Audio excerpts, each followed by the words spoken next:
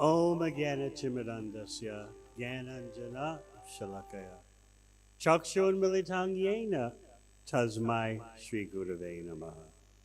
Jai Shri Krishna Chaitanya Prabhu Nityananda Shri Advaita Gadadhara Sivasadi Gaur Bhakta Vrinda. Hare Krishna, Krishna Krishna, Hare Hare, Hare Rama, Rama Rama, Hare Hare. As I was explaining in class, Srimad Bhagavatam class, an incident from maybe 30 years ago in Mumbai at the Chaupati temple, I was asked to speak to a group like yours, but it turned out to be much bigger. I was asked, what topic should I speak on? What topic would I speak on? And I gave the theme, frustrated love. And the devotees looked at me they were puzzled. Frustrated love, what is that? How can anyone be frustrated if they're really loving? So anyway, they gave the topic, they circulated the topic, they advertised it, and they expected maybe 100 persons to come. Then when I walked into the temple room, there were 300 persons there. Oh, frustrated love, what is it? What is it? Is it the latest import from the West? News media was there. Video camera recordings and articles in the newspaper. It was a new thing, a new concept for Bharat. Frustrated love? How could there be frustrated love when you just do what your parents say, what your grandparents have done? But as you know, that culture is crumbling. And so that leaves you without protection. The whole purpose of the Vedic system, of which the traditional culture of India is a remnant, the whole purpose of Vedic culture is to have a structure that your loving impulses can act within. Because without a structure, you're left with just facing the universe on your own. I want to love. Who's going to love me? And then you become like the Wild West. No controls, no restraints, no prescriptions, no dharma. Just, yes, let us be free. Free love. Love whomever you want, however you want. Even I've been told in Calcutta, Delhi, Mumbai, gender confusion is creeping in.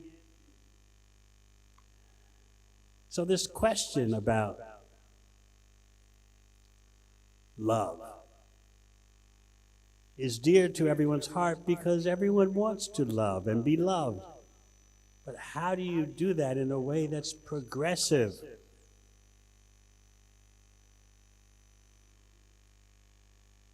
In his introduction to Nectar Devotion, Srila Prabhupada talks about the one switch that lights up everything.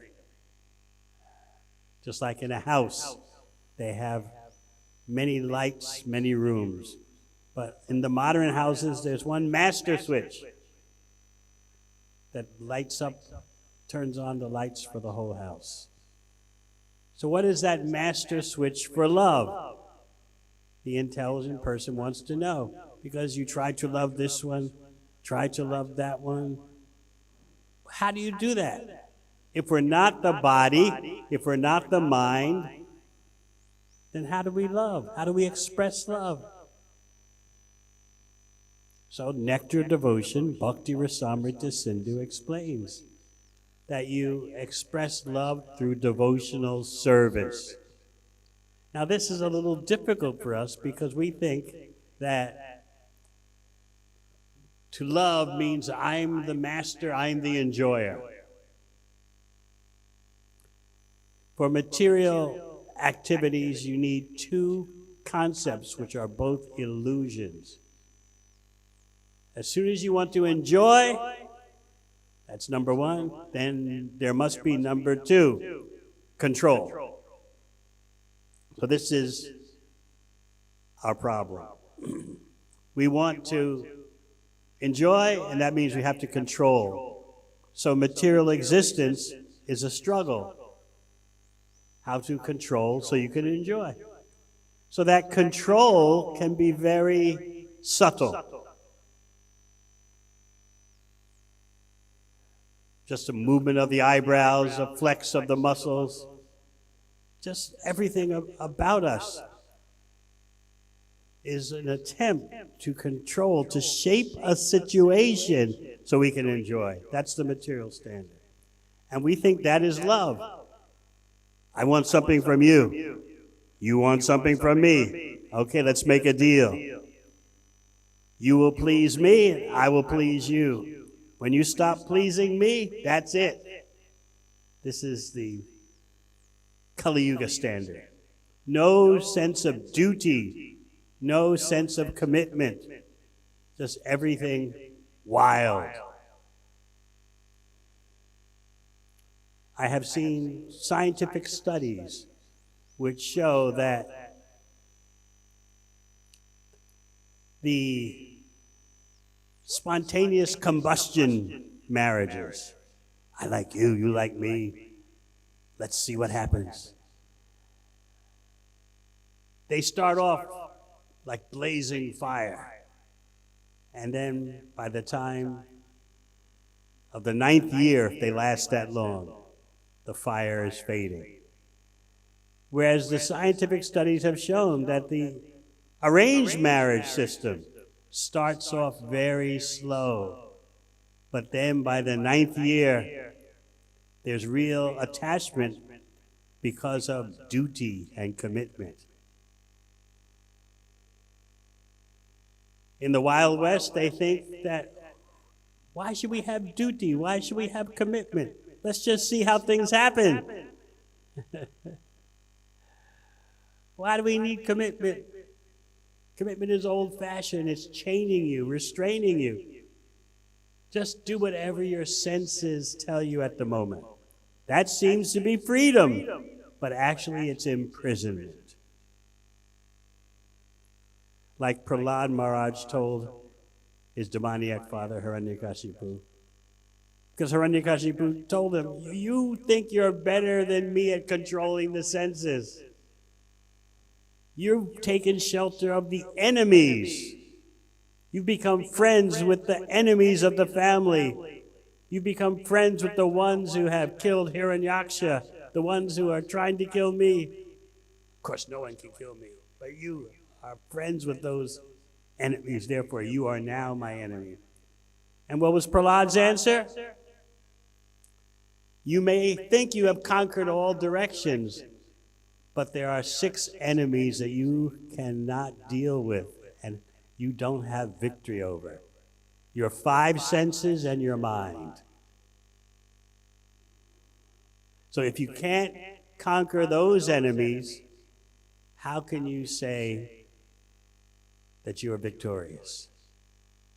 So this is the approach we should have in dealing with our loving urges. Because everyone wants to be appreciated, everyone wants to be loved, but how is it that you show love in the best way? That is through devotional service. Devotional service is the art, science, and culture of real love.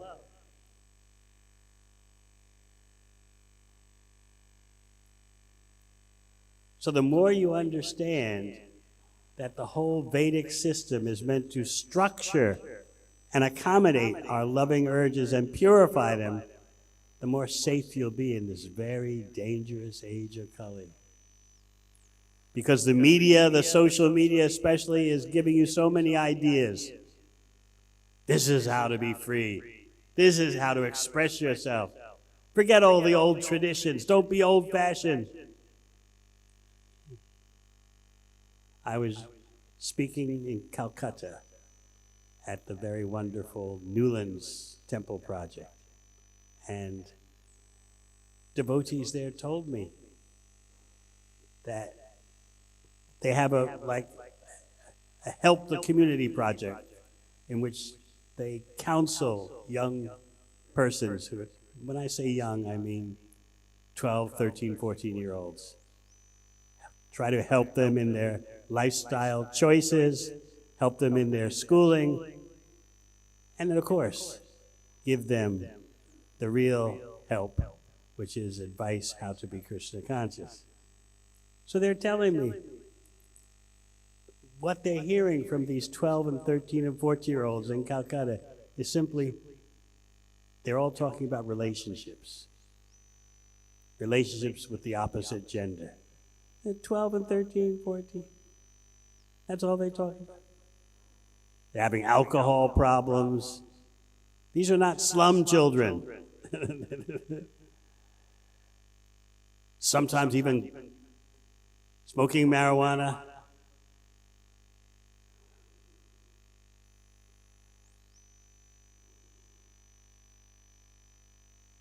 They explained to me that just recently, the laws about who can rent a hotel room, you have to have previously you have to have a minimum age. They've dropped the age so they can get the teenagers to increase their business. How hellish is that? Previously, you want a hotel room, you can't be under a certain age. Now they've lowered that age, made it very low, so they get the young teenagers to do their nonsense. So how do you maintain your focus amidst such degradation? You have to study the Shastra and understand this loving urge. Because who can deny it? Everyone wants to love and be loved. But we need to be educated how bhakti is real love. By engaging in Krishna service, you are acting in the most loving way. By helping someone to engage in Krishna service, you're showing the best love.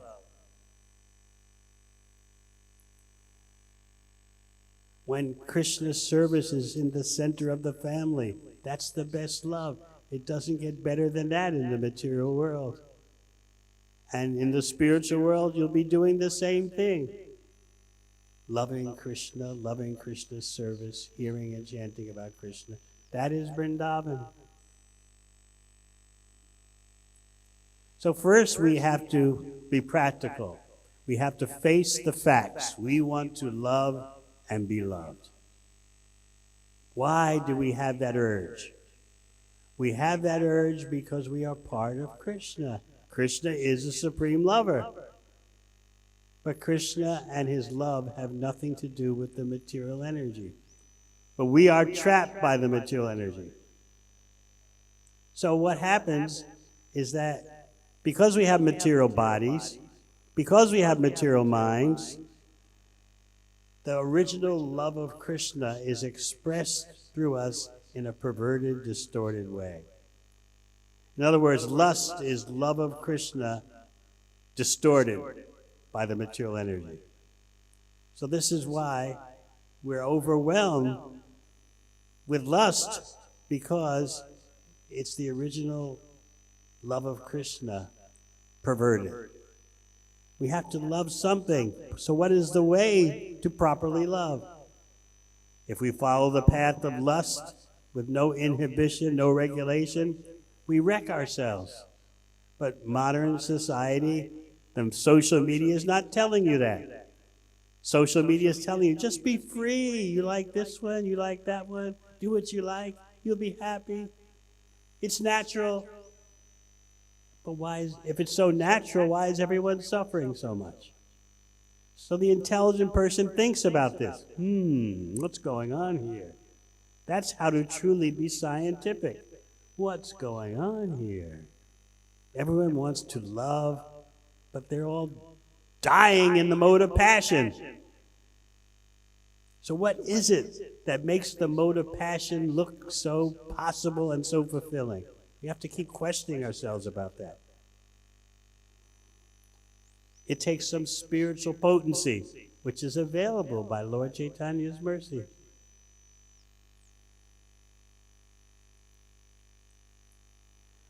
So the traditions, whatever traditions you grew up with, you need to understand their purpose. Their purpose is to make for a stable and progressive human society. They're not meant to just chain you blindly to tradition. You can't do this, you can't do that. Why? Because your grandmother said don't do it. The traditions are not meant for that. Just blind following. They're meant to protect your life so that you can develop the greatest wisdom and knowledge and pass that greatest wisdom and knowledge to your children, to your grandchildren. Otherwise, what can you tell your children? Of course, we have some brahmacharis here. Does the whole room want to be a brahmachari? Raise your hands.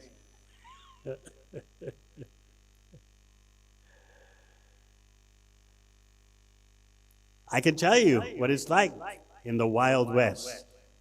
Of course, unfortunately, even Bharat is venturing down that road. Slowly, but unfortunately, yes. What does the average parent in the Wild West tell the children? What advice? When you reach 13, 14, the turbulent teenage years, the hormones are starting to become active. What do they tell their children? Just be happy your own way.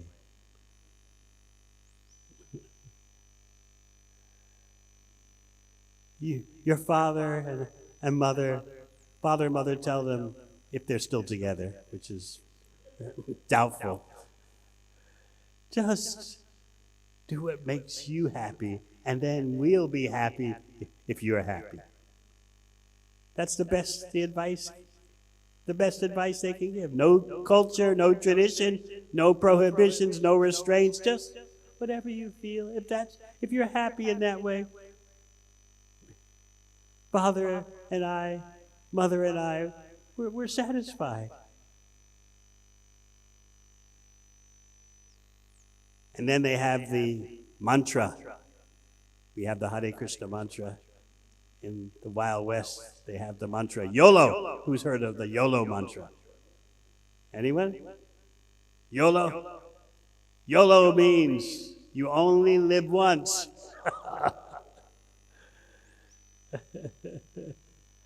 There's YOLO, and then there's FOMO. You don't know what FOMO is either? Fear of missing out. So combine those two, YOLO with FOMO, and your life becomes hell. So what are you going to do to resist all that propaganda? What will you do? What will you tell your children so they can resist all that craziness? What do you have better to offer? So this is the great need of the day. To understand what to do with the loving propensity. So Prabhupada, with determination, announces in Nectar Devotion that bhakti is the one switch that turns on all the lights. Water the tree at the root, all the branches blossom.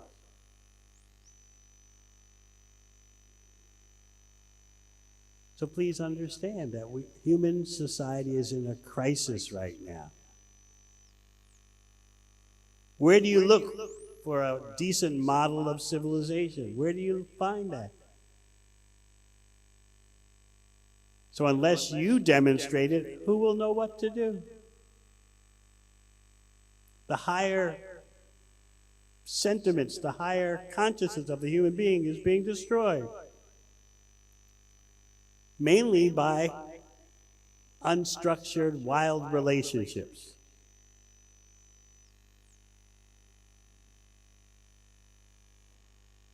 All because we don't know what to do with our loving propensity. In fact, in the Wild West, they will say, it doesn't even matter whether there's love or not. Just have a thrill for the weekend. Whether there's love, who knows, who cares? Things just degenerate, become more and more degraded because of no restraints, no system to structure all those drives. And then you're left alone to face your hormones. It's very unjust and unfair. You're left alone to face the raging blaze of your hormones because there's no structure, no culture. It's too much. How many of you here are around the age 21? Raise your hand. Did you know that according to biological science, you are at the peak of the male hormone cycle? That means you're a walking forest fire. A walking blaze. But in real human culture, that blaze is contained within structures. But just to be left alone, being a blazing forest fire with no structure, it's impossible for you to handle it. Too much. We're tiny creatures. So once you understand that the purpose of the Vedic system and whatever remnants you have of that today, once you understand what the purpose is, then you become more sane. If you think you can handle that blazing fire on your own, you're in illusion. It has to be contained within a system.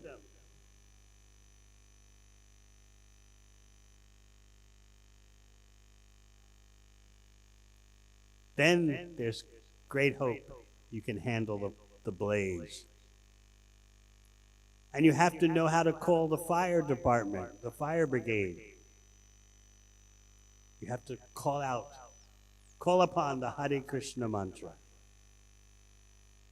Superior sound vibration. A major problem, as you know, is that online porn is just sweeping the world, destroying men everywhere. I was speaking at one place, I won't tell you where. It was somewhere in Bharat, to a room of 300 brahmacharis. And so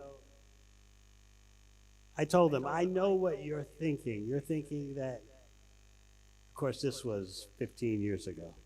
Things have changed. I said, you're thinking that you're nowhere like the Wild West. You haven't been to parties, you haven't engaged in abominable activities, so you're much better. I said, you're right. It's true that you're thinking that way, but what about online porn? All 300 look at the ground.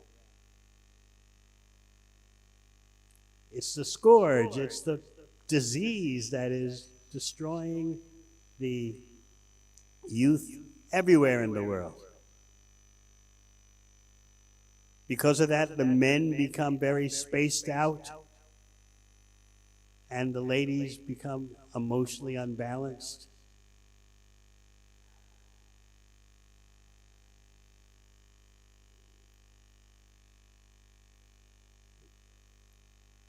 In India, there's guilt because of it. In West, there is no guilt about it. It's there online.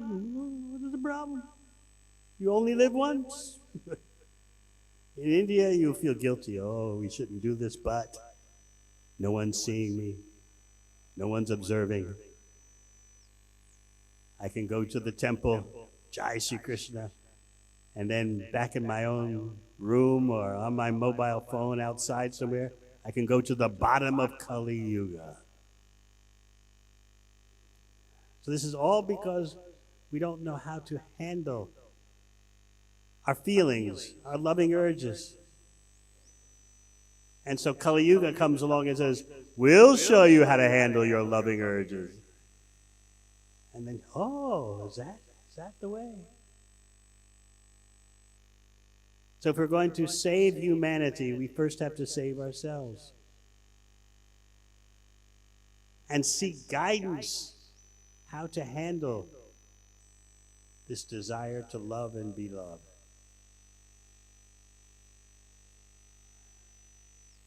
It takes work, it takes effort, it takes energy. But that's what the human form of life is meant for.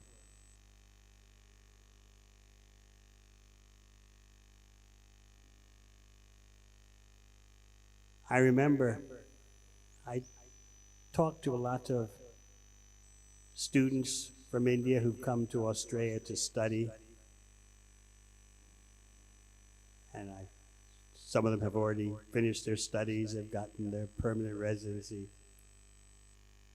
They tell me, and I have observed, 25 years ago, it would be rare to find students from India, boy and girl, living together. Now, it is not rare at all. Things keep lowering and lowering and lowering. The standard goes lower and lower. How do they explain it to their parents, that boy and girl living together? Parents are in India, they don't know. They just tell their parents, we have flatmates and we're saving money by living together. Parents say, oh, very nice, saving money.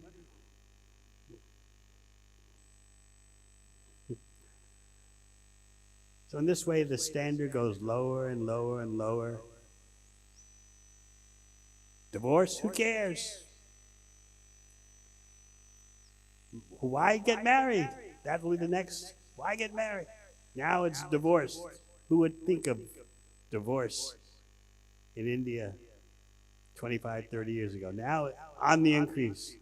What comes next? Why worry about divorce? Just don't get married. It goes lower and lower and lower. And then, what gender am I? Why should I accept the gender that I have at the time of birth? Who's enslaving me to this concept of gender identity? Let me experiment. Let me be whatever gender I want.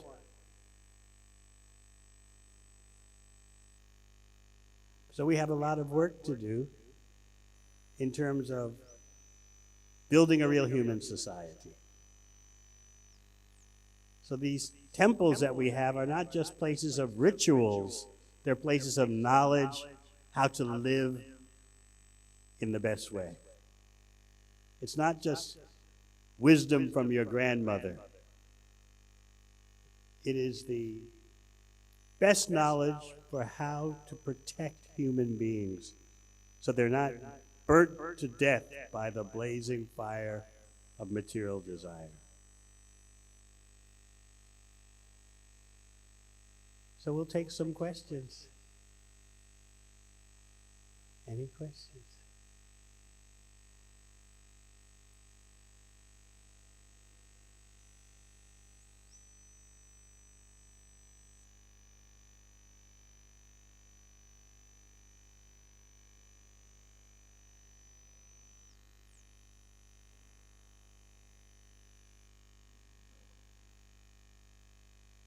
No questions? Yes.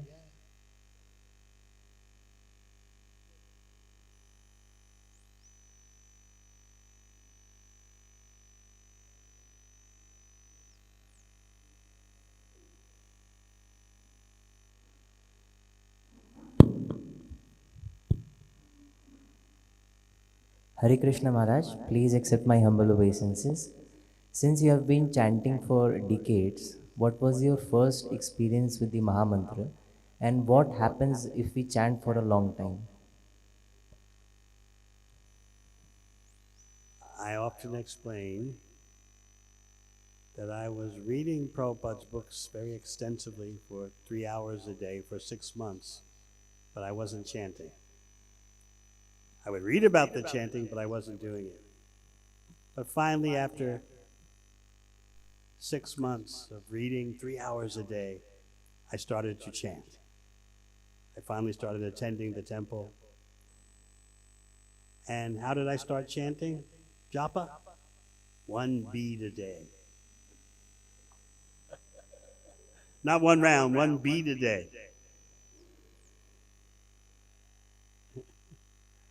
So I always explain, if there's hope for me, there's much more hope for you.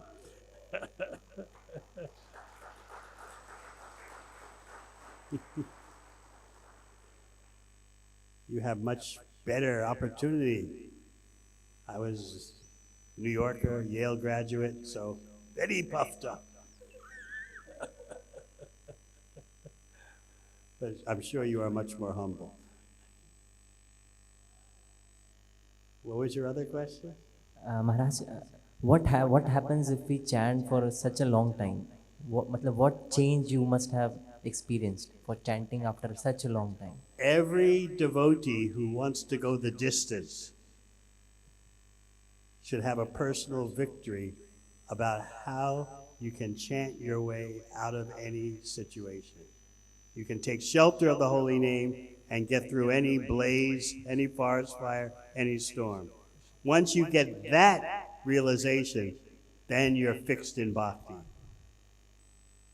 Yes, Maya is terrifying, so powerful. But when you have an experience that if I just take shelter of chanting Hare Krishna, I can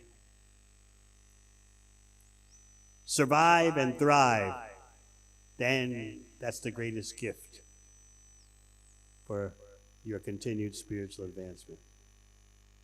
Otherwise, we may wonder, oh, I have this body, I have this mind. How will I ever make any spiritual advancement? Just take shelter of chanting Hare Krishna, and gradually you'll see, I can handle the situation by the grace of the Hare Krishna mantra. When you get that kind of realization by chanting, it's like you go outside and there's monsoon, but you've got rainwear on. So you know, okay, it's a monsoon outside, but I know how to protect myself. So when you chant it with that kind of realization and determination, then you're ready to make solid spiritual advancement. But you need your own personal victory. Param Vijayate, Sri Krishna Sankirtan. You need your own personal victory of the Hare Krishna mantra. Because sometimes, for whether you're a new bhakta or an old bhakta, Maya can bang on your door loudly. Let me in, let me in. Who do you think you are trying to be a sadhu? We know where you're at. Let me in, let me in. Give up this faking. Get into it like everyone else. YOLO, FOMO.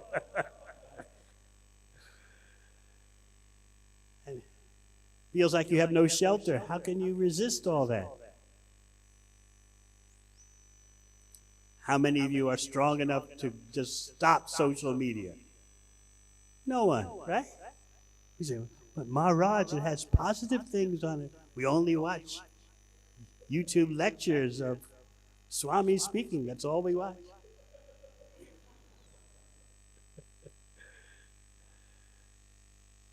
How to conquer over such a power of Maya? So those who are dedicated chanters through thick and thin, they'll get the strength to handle such storms.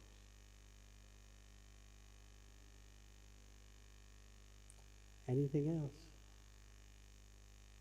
Hare Krishna Maharaj. Hare Krishna. I had this question that you said that Wild West has this culture and India is also going down that way. We see sort of a parallel in our life as well. We are in Krishna consciousness, we know the philosophy, but still we end up doing the wrong things that we should not do. As you told that we go to the temple, we pray to Krishna, and then all of a sudden we are at our lowest moment. So why does that happen in a devotee's life, and how can we overcome it? You have to be practical about what you're up against. And arm yourself, as Krishna says to Arjuna, arm yourself with yoga and fight.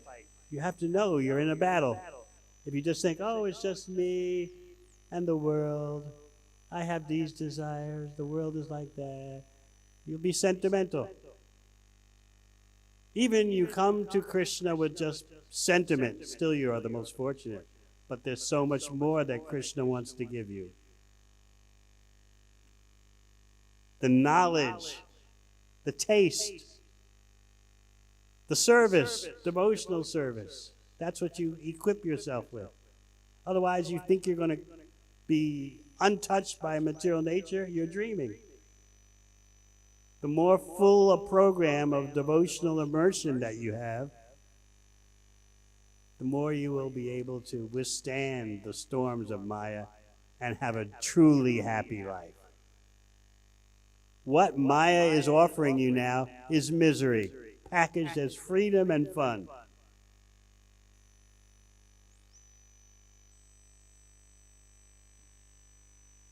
As I say, first, divorce. Next step, why marry? It solves the divorce problem. Why bother being married? Sometimes when I'm advising young couples, Australia, New Zealand, USA, they come to Krishna consciousness, young man, young woman together, they're not married. So I say, if you're serious about bhakti, you should get married. They look at me like, huh? Never thought of it. That's what's coming next. You never thought all this divorce was coming, right? Next comes no marriage. Solves the divorce problem completely. But then, like in Australia and New Zealand, because no one's getting married, but they're living together, and then they split, the government has laws that if you live with someone for 2 years, it's a de facto marriage. When they're splitting, then everyone has the right to 50% of the assets.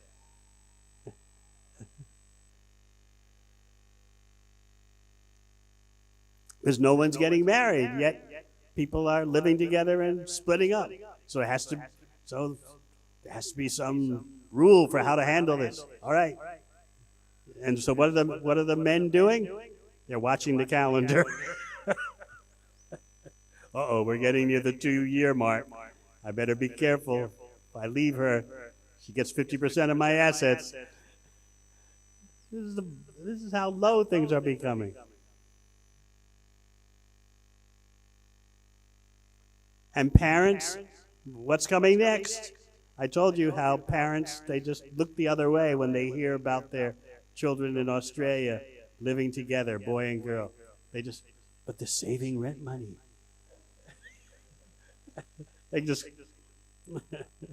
What's coming next?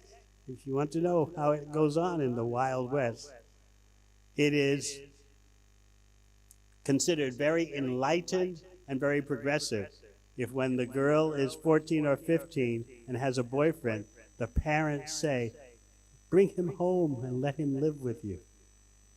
That's considered enlightened, progressive parenting.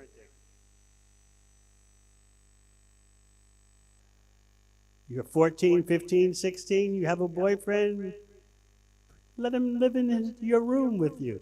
Why sneak? Why be clandestine? Why be secretive about it? We're enlightened parents. Bring him home. Let him share your room with you. Why not? There's no dharma. They don't even know the word dharma. There's just you and what your mind and senses want to do. That's considered enlightened parenting. Even, I know parents who they have a daughter, 15 or 16, she has a boyfriend. The parent drives in the evening to the boyfriend's, where he lives with his parents, drops the girl off, and then picks her up in the morning. That's considered enlightened and progressive. So this is what's coming. I was speaking in Australia to one. I was in class. I was explaining about this so-called enlightened progressive parenting in which the parents encourage the boys and girls to stay together. Because the parents, as I said, they think this is much more advanced and enlightened than the young people, the teenagers sneaking around here, and how to have their illicit activities. Let them come home. What's to hide from? So I was explaining this in Australia in one Bhagavatam class. And one Australian devotee, he raised his hand. Maharaj, it's not everyone is like that. Not everyone is so low. Let me tell you what my family's policy. If my sister has a boyfriend, the parents say, you two just spend the night in the living room, not in her room. Very advanced. You're shocked. You think we'll never get that bad here in Bharat. But things are moving in this way unless you have higher knowledge, and then you know how to have a higher lifestyle. It's coming at you, such hellishness through the social media. As you know, the Bollywood films are getting worse and worse, right? Or some people would say, better and better. So where is Dharma? Without Dharma, how can anyone be peaceful? How can anyone be truly happy? So that is the message I'd like to leave you with. So I thank you for your attention. Hare Krishna.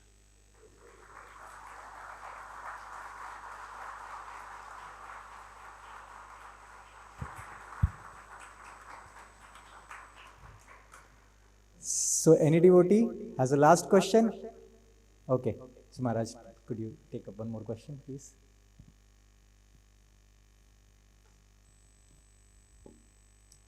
Hare Krishna. Hare Krishna Maharaj, Dandavat Pranam. So my question is like how we can live this Krishna consciousness fully, that after years we can still remember the things that we have spent if you look back. Because normally human tendency, like we tend to forget things. So I want like after years that I can still remember that what time I have spent in Krishna consciousness, I can remember those all. If you have a chance to study Bhakti Shastri, Bhakti Vaibhav, and so on, that knowledge will protect you.